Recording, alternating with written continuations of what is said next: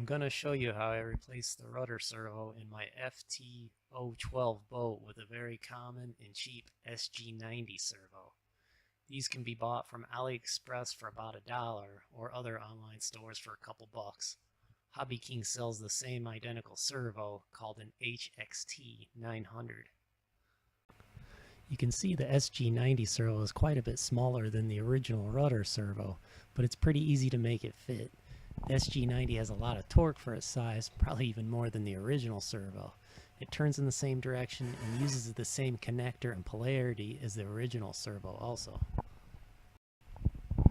To remove it, you just have to take out the two screws and remove the strap that hold it down. You don't have to worry about removing the servo horn, just kind of turn the servo as you pull it out so it'll slide off the linkage rod. That's all there is to unmounting the old servo.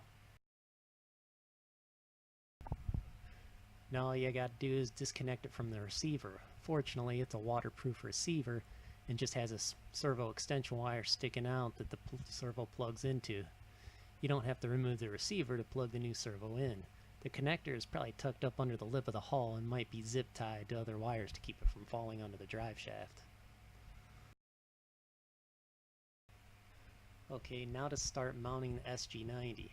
I just used double-sided tape like servo tape and stuck it to the servo retaining strap.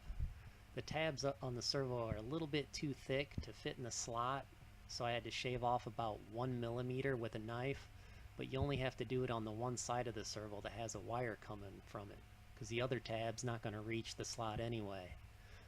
I did it on the side that has the wire coming from it, because that will go to the front of the boat, which is important so that the servo arm is going to line up correctly with the push rod.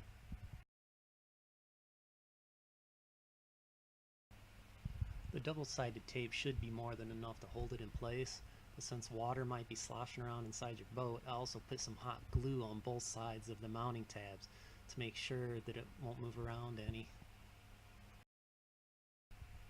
While I had the glue gun out, I sealed up the area where the wires go into the servo just to try and make it a little more watertight. Water is still going to get in around the servo horn area, which is probably what toasted the original servo, but there's not much you can do about that unless you want to invest into a waterproof servo. Don't forget to put the servo horn back on before you mount the servo, because you won't be able to access it once it's in the boat.